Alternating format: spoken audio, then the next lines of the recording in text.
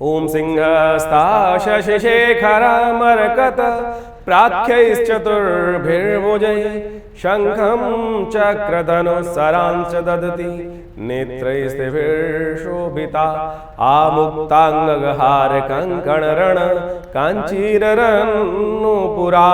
दुर्गा दुर्गतिहारिणी भवतु नु रत्नोलसत्कुंडला। नमस्कार, स्वागत है आपका आचार्यवाणी में। मैं आचार्य डॉक्टर विक्रमादित्य आपके साथ हूँ। तो आज का विषय है मिथुन राशि वालों के लिए जुलाई का मध्य भाग क्या कुछ लेके आया है। देखिए, जुलाई के मध्य भाग में सबसे अच्छी बात क्या हो रही है, आपकी राशि के स्वामी है बुध और वो हो रहे हैं उदय। और वो जब उदय होते हैं तो आपके लिए लाभ ही लाभ के योग बनते हैं। तो इस बात को समझ लेना चाहिए कि आपके लिए कई दृष्टिकोण से जुलाई का मध्य भाग जो है बड़ी अच्छी सूचना लेके आता दिखाई दे रहा है। लेकिन वही हम बात करने बाकी सब ग्रहों की।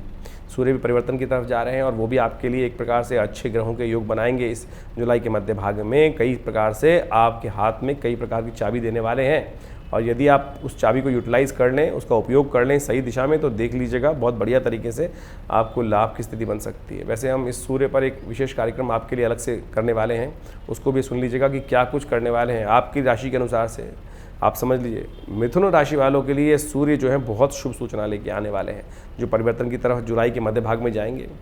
शनि महाराज का जो आपने देखा है मंगल की स्थिति जो बनी हुई है, वो तो विशेष तौर पर आपके लिए बड़ी सावधानी भरी हुई है। विशेष तौर पर समझ लीजिएगा, भाग्य में उठापटक के योग बन सकते हैं जो बनी रहे होंगे। 1 जुलाई से जब सुबह से मंगल का परिवर्तन होकर सामने आया है और शनि के साथ में अंतर्द्वंद जो उत्पन्न कर रहा है वो परेशान कर सकता है, अननेसेसरी क्लैशेस दे सकता है। तो उन सब मामलों में थोड़ा सावधानी बरतनी चाहिए आपको। अब समझ लीजिए क्या कुछ करने के योग हैं जुलाई के मध्य भाग में ग्रहों के दृष्टिकोण से। डेट वाइज डेट हम आपको समझाते हैं ग्रहों का योग आपके लिए क्या खेल करने वाला है। सबसे पहले बात कर लेते हैं 14 जुलाई की। तो 14 जुलाई के दिन सबसे पहले पंचांग क्या कह रहा है वो समझ लीजिए। सावन का महीना है, कृष्ण पक्ष है और द्वादशी तिथि विद्यमान है, शुक्रवार का अवसर है और शाम को त्रयोदशी आने के कारण से प्रदोष व्रत बन रहा है। उस प्रदोष व्रत, सावन के महीने में प्रदोष व्रत और वो भी शुक्रवार को, शुक्र प्रदोष बन जाता है। ये बहुत सुंदर है महालक्ष्मी की कृपा प्राप्त करने के लिए। देखिए, भारतीय संस्कृति में मंत्र एक ऐसी अद्भुत चीज़ बनाई गई है, प्रार्थना एक ऐसी चीज़ बनाई गई है जिसके द्वारा आप तमाम मनोकामनाओं को बहुत बढ़िया तरीके से पूर्ण करने के योग बना सकते हैं। जो आप काम करते हैं उनमें दिखता है कई बार कष्ट हो रहा है, लाभ नहीं मिल रहा है, तो देखिए इन यदि प्रयोगों का लाभ ले लें तो आप बहुत बढ़िया तरीके से लाभ ले सकते हैं। वैसे ग्रहों का योग आज के हिसाब से देखा जाए तो थोड़ा सा भारी दिखाई देता है, थोड़ा नुकसान होने के योग दिखाई देते हैं। बेकार के स्वास्थ्य का ध्यान रखने की आपको बहुत ज़रूरत है। बेकार के पचड़ों में न फंसें, अन्यथा जुर्माना हो सकता है, नुकसान हो सकता है। ऐसा योग बन रहा है तो सावधान होकर काम करें। ठीक करने के लिए क्या, अरे प्रदोष है, शुक्रवार है, तो कोशिश करें भगवान शिव की उपासना करें। महालक्ष्मी को प्रसन्न करने के लिए सबसे अच्छा दिन है। बिल्व पत्र जो महालक्ष्मी के वक्षस्थल से उत्पन्न हुआ है और वो भगवान शिव को अद्भुत प्रसन्न करने का बहुत सुंदर मंत्र है, तो कोशिश करें। त्रिदुलम त्रिगुणाकारम त्रिनेत्रम च त्रिधायुधम त्रिजन्म पाप संहारम बिल्वपत्रम शिवार्पणम, शास्त्र में मंत्र आया है। तो कोशिश ये करें ये 3 दल वाला अखंडित बिल्वपत्र किसी प्रकार भी कटाफटा ना हो, वो उसको लेकर भगवान शिव को अर्पित करें, उनका विधिवत पूजन करें, उनका अभिषेक करें। देखिए बहुत सुंदर तरीके से आपकी मनोकामना सिद्धि के योग बनेंगे, कष्ट भी दूर होंगे और महालक्ष्मी कृपा भी प्राप्त होगी। यदि हम बात कर लें 15 तारीख की, तो 15 तारीख को तो बहुत ही सुंदर तिथि है, सावन की शिवरात्रि है और उस दिन पंचांग के अनुसार से सुबह सुबह जो है सावन के कृष्ण पक्ष की त्रयोदशी है, त्रयोदशी तिथि है, शनिवार का अवसर है और साथ साथ चंद्रमा का परिवर्तन जो हो रहा है यानी वो आपके लिए बहुत सुंदर रहेगा शिवरात्रि। और साथ साथ बुध भी उदय हो रहे हैं।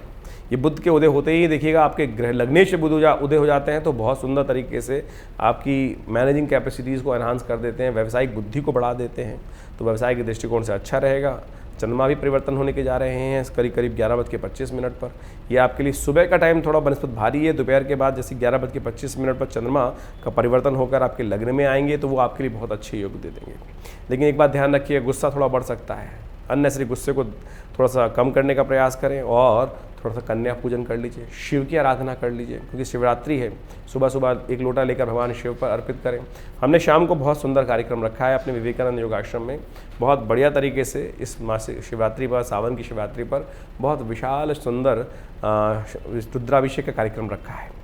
भगवान शिव को प्रसन्न करने का सबसे सुंदर तरीका है उनका रुद्राभिषेक। रुद्र अष्टाध्यायी के द्वारा, यजुर्वेद संहिता के द्वारा पूरा 8 अध्याय जो हैं, ओम गणानान्त्वा गणपति गुंहवामहे प्रियाणान्त्वा प्रियपति गुंहवामहे, इनके द्वारा समस्त प्रकार से करीब करीब 1 घंटे तक भगवान का अभिषेक करके दूध के द्वारा, जल के द्वारा, गन्ने के रस से द्वारा, अनेक प्रकार के औषधियों के द्वारा भगवान का अभिषेक करने की सुंदर व्यवस्था हमने आश्रम पे करी है। आप भी उसमें सम्मिलित हो सकते हैं। फ़ोन नंबर सामने स्क्रीन पर चल रहे हैं, उन पर अपना स्थान आरक्षित करने के लिए व्यवस्था बनाकर आप उसका लाभ ले सकते हैं। यदि हम बात करें 16 तारीख की, 16 तारीख को रविवार का अवसर है, चतुर्दशी तिथि है और उस दिन संक्रांति का योग भी पड़ रहा है। हृदय नाम का योग बन गया। रविवार और संक्रांति हृदय नाम का योग बनाती है और कहा जाता है कि सूर्य को बढ़िया करने के लिए, सूर्य आपके लिए बहुत सुंदर जगह जा रहे हैं, इच्छाधारी योग देने वाले हैं आपके लिए संक्रांति का होते ही। और ये समय आपका महीना बहुत कल्याणकारी योग बनाने वाला है आपके लिए।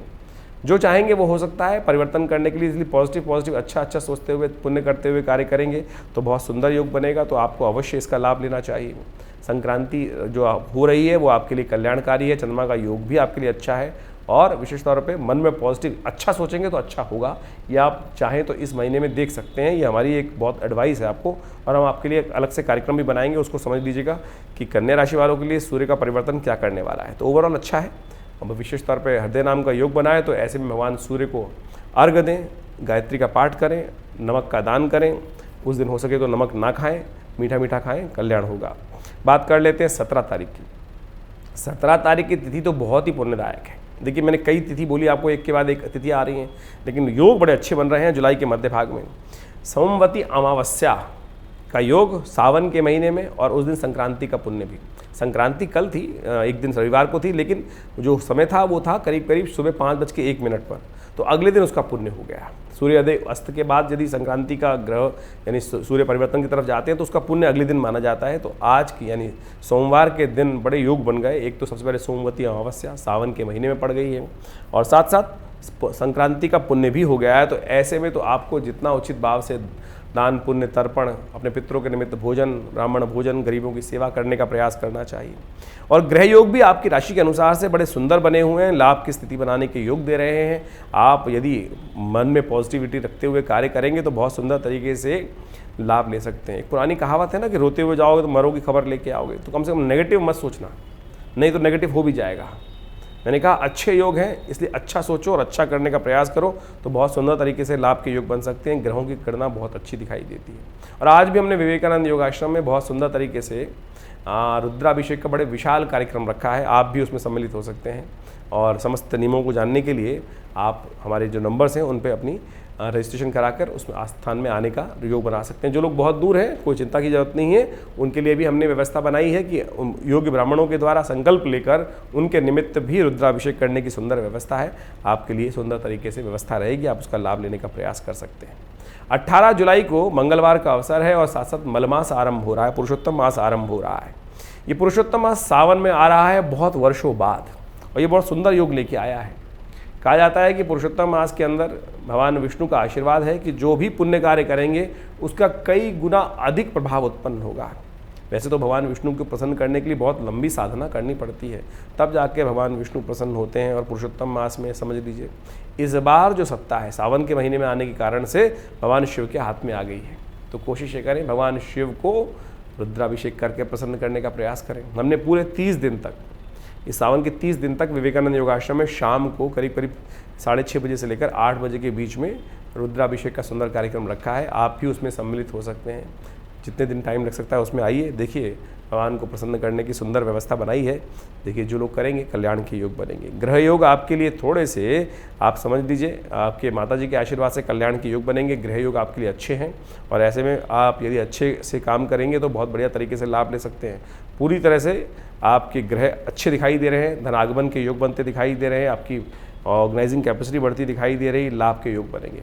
यदि हम बात करें विशेष तौर पर 19 तारीख की, तो उस दिन द्वितीया तिथि है, बुधवार का अवसर है और ग्रह का योगा योग आपके लिए अच्छा बना हुआ है, अनुकूल बना हुआ है, उसका लाभ आप लेने का प्रयास कर सकते हैं। शाम को चंद्र दर्शन होंगे और साथ साथ एक बात और, गंडमूल नक्षत्र विद्यमान है इस दिन, तो इस बात का ध्यान रखें कि इस दिन जो जातक घर में जन्म ले रहे हैं उनकी मूल शांति अवश्य कराएं। वहीं 20 तारीख की हम बात करें तो उस दिन तृतीया तिथि है, गुरुवार का अवसर है और ग्रहों का योग परिवर्तन की तरफ जा रहा है और ये परिवर्तन आपके लिए अच्छा है। सुबह का शाम भी पूरा दिन आपके लिए पॉजिटिव बनता दिखाई दे रहा है और दोपहर के बाद तो बहुत अच्छे लाभ होने की स्थिति बन सकती है। ऐसे में क्योंकि आपके ग्रहों के योगायोग के अनुसार से हम देखें तो बृहस्पति की दृष्टि चंद्रमा पे आ जाएगी और विशेष तौर पे शुक्र पर भी बृहस्पति की दृष्टि, मंगल पर भी बृहस्पति की दृष्टि रहेगी। ये सारे योग अच्छे रहेंगे। मंगल के उत्पाती योग को थोड़ा सा शांत करने का अवसर बन सकता है। चंद्रमा मंगल के साथ आने से थोड़ी सी शांति प्राप्त हो सकती है और उसमें यदि पॉजिटिव काम करेंगे तो बहुत सुंदर योग बना सकते हैं। तो ये सावन का महीना चल रहा है और हमने विवेकानंद योगाश्रम में बहुत सुंदर तरीके से सावन के पूरे संपूर्ण इस बार 60 दिनों के लिए, वैसे 30 दिन का होता है लेकिन इस बार 60 दिन का योग है मलमास को मिलाकर, तो हमने पूरी तरह से इन 60 दिनों में रुद्राभिषेक का सुंदर कार्यक्रम रखा है। आप भी उसमें सम्मिलित हों, उसमें योगदान दें, देखिएगा आपकी मनोकामना सिद्धि के योग बनेंगे। धन्यवाद।